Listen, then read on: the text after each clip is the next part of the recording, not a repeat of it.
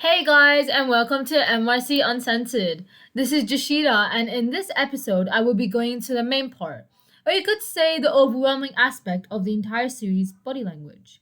Try me, there's going to be more of this after this one episode, and that's for sure. We actually get to learn these body language cues and basic communication styles that includes the 7 universal expressions. That will also be later explained during the podcast. Just letting you know that my voice is a bit hoarse or somewhat dry today since recently I have been sick. And this is your sign to not get sick or to get better if you are. Let's get started on your successful journey. Let's do a quick activity in your head or draw out on a sheet of paper if you want to. I want you to place the people that you know into these 4 basic communication styles that I'll be addressing. These are just the key dot points that I've highlighted, but if you want more information, it's best to do your own research.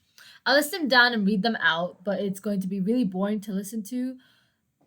But it's basically better than listening to a 10-minute explanation talking about 4 dot points that I just wanted to articulate. Like, come on, I'm not that crazy. Anyway, let's just get started. Number 1 means passive, meaning that they struggle to express their feelings, they want to avoid conflict, act indifferent, and struggle to say no. My comment on that, please learn how to say no. It is very vital in your life. Number 2, aggressive. Their speaking volume is louder and expect more criticism and attacking onto you for some odd reason. And number 3, they are quick to give commands but not so into listening. Actually, that's a bit misleading. Now, this is the third one, which is passive aggressive, which is just a mixture of the first two. They tend to build up resentment and typically have a sense of powerlessness. They also tend to monitor themselves. Pretty unique. Number 4 is assertive, which is the last basic communication style in which they're open and able to express their emotions and find balance within things. That's a pretty good communication style, not gonna lie. Now that we know what the 4 basic communication styles are, I'm saying communication way too much, and have an idea on where to place most of the people that you know into these 4 groups, it's time to learn what kind of universal body cues that are recognized all over the world. Now, there are again 4 primary universal cues. Keep in mind that the ones listed above are the 4 basic communication styles, meaning that each person has a mixture of one of those communication styles that I've listed above. Just because you couldn't associate one communication style to the way that you speak doesn't mean that your personality is not being considered. Just think of it as you being different. And I guess you guys are just special. Well, everyone's unique and special. So that was not the point I wanted to articulate or say to everyone. I'm getting really off track. Now let's continue. The 4 primary universal cues, and I think the title is pretty self explanatory, involving the emotions of happiness, sadness, anger, and fear. Of course, the other emotions depend on their age, gender, background, culture, etc. There are a lot of factors considered, and that impacts the way that they express it. These primary universal cues showcase that these are the common and the universally identified expressions that can be seen no matter what the age, gender, or cultural background may be. These emotions are happiness, sadness, anger, and fear. And yes, I have repeated that again. We classified the basic stuff, and that was a bit rushed, not gonna lie. And it's time to get that out of the way because I just want that out of the way. You notice that these facial expressions and their according features that accompany each expression if you look at their face. And what I mean by that is that you notice facial expressions by looking at their face. And obviously, you can observe that people have micro expressions, meaning that they accompany and a specific emotion that they're feeling at that moment and it can't be faked. The only disadvantage is that it's called a micro expression, meaning that it lasts for 4 seconds. And that is just amazing. I love the fact that it only lasts for 4 seconds. Commonly, these microexpressions are showcased through the eyes, eyebrows, and mouth, which also reveal their emotional state easier, well, compared to other features, and the rest of the facial features are accompanied by them. There are some communicate common things that you might observe when listening, and sometimes that it's actually quite difficult to observe these in real life. Try me. The moment you look away and come back, 4 seconds is already gone, and they might have changed to their poker face. Warning, I'm not saying that everyone around you is fake. What I mean that sometimes you never know what the person might be feeling or experienced before their conversation with you. Either way, you might want to practice these expressions in front of a mirror to better understand what I'm talking about, since sometimes you just have to see it to understand. These are the 7 universal expressions, and let's get started. Number one is surprise, meaning that the eyebrows are raised, often curved, the eyes are wide open, jaw drops without any tension. Wrinkles appear on the forehead. I'm not saying that you do, it's just that it appears when you express this emotion. There might be an eyebrow flash that is common among people who are familiar with each other, and this is obviously accompanied by the emotion of surprise. Number two, which is fear. Wrinkles in the center of the forehead, possibly due to your eyebrows being somewhat crashed together, because, like, obviously you're scared. Number two, meaning that the eyes are wide open and the jaw drops with the tension in the lips. Actually, it's very misleading by the fact that I'm saying number two for the features. That's weird.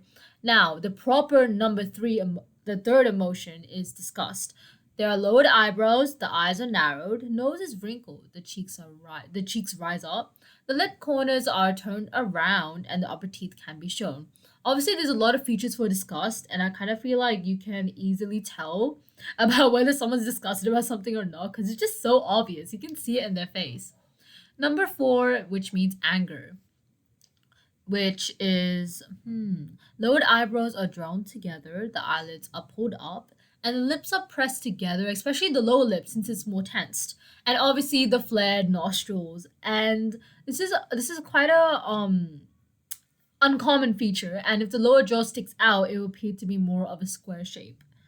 And number five, which is happiness. Why does this sound so familiar? Okay, either way, crow's feet wrinkles. And this is very, very common, if especially if this is a genuine smile.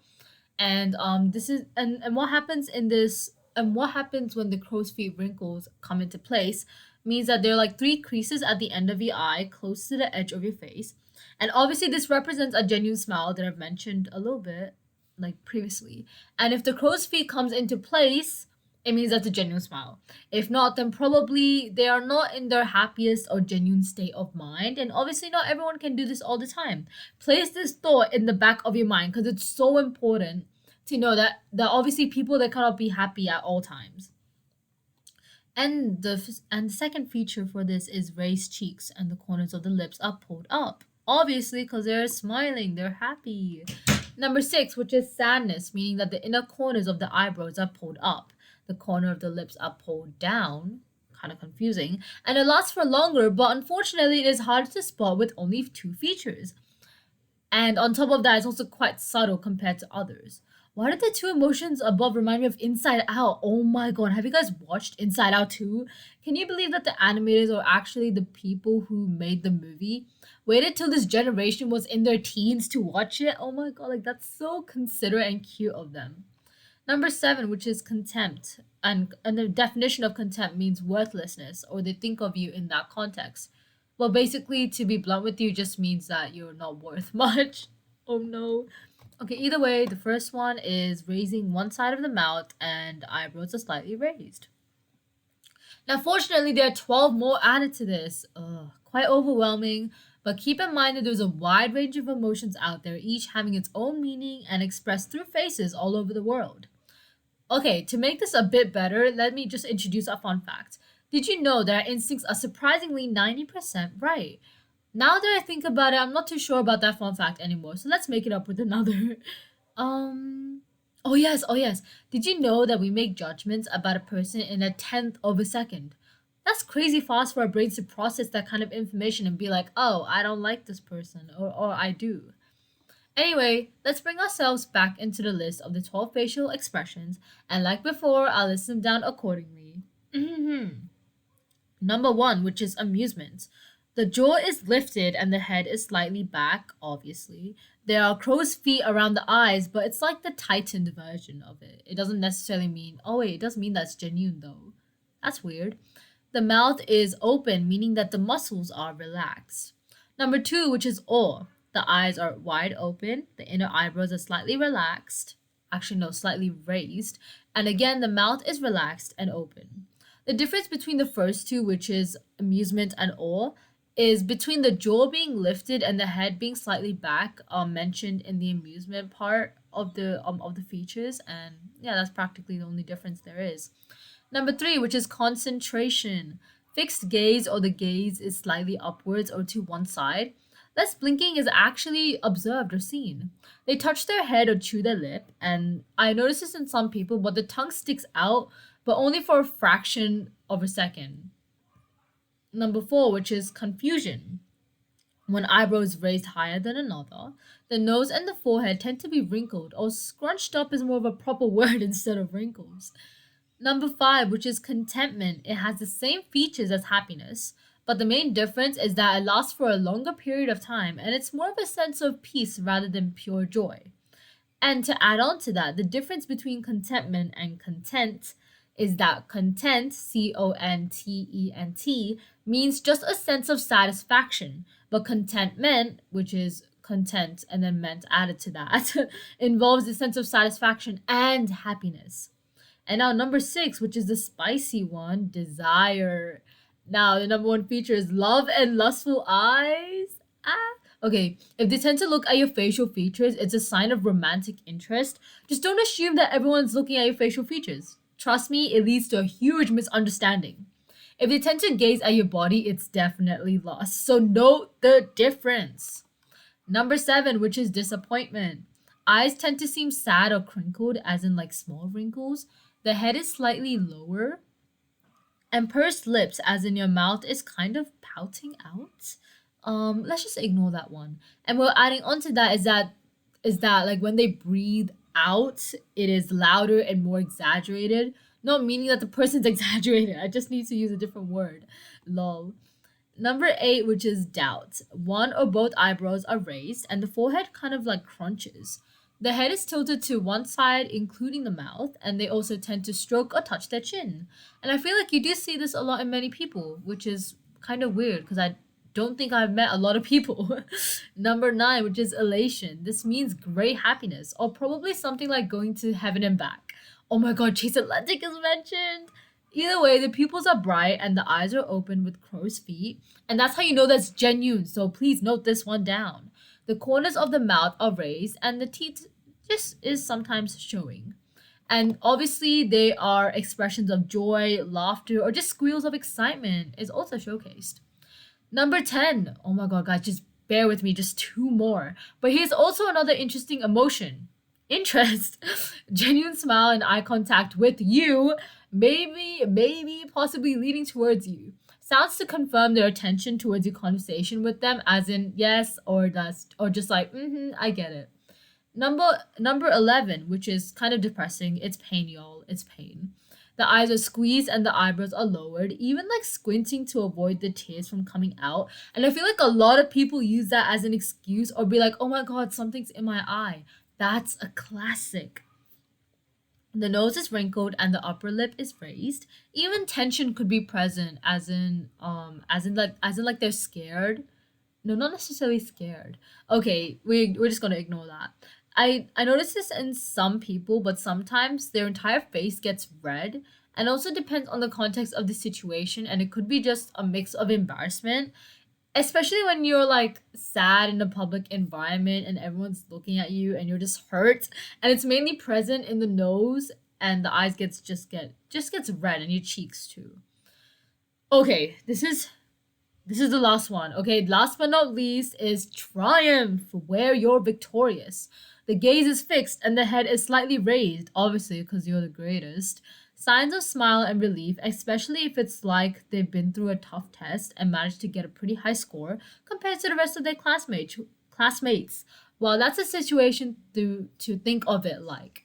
Either way, that actually took me forever to list down, and I hope you guys have taken a few head notes to keep in mind the next time you talk to someone and actually implement these ideas into your daily conversations. Probably the most interesting one is about the crow's feet and how that represents a genuine smile. And without that, it also represents that the person's not at its happiest state, and maybe you could tell whether they're lying or not. That really changed my perspective of a proper smile, and if you know, you know. That ends today's episode of the Body Language series. We have focused on the four basic communication styles, four primary universal emotions, my bad, the seven universal expressions, and the 12 extra added onto that, so which is actually 19 expressions. In the next episode, you're just gonna hear me ramble on about eyes and what they mean when they're placed in a specific spot, or emotion, situations, etc. I hope you guys had a great time listening to the podcast. Probably not, since I'm just listing down stuff. Either way, I'm Joshita from MYC Uncensored. Good luck on a successful journey and peace out. See ya!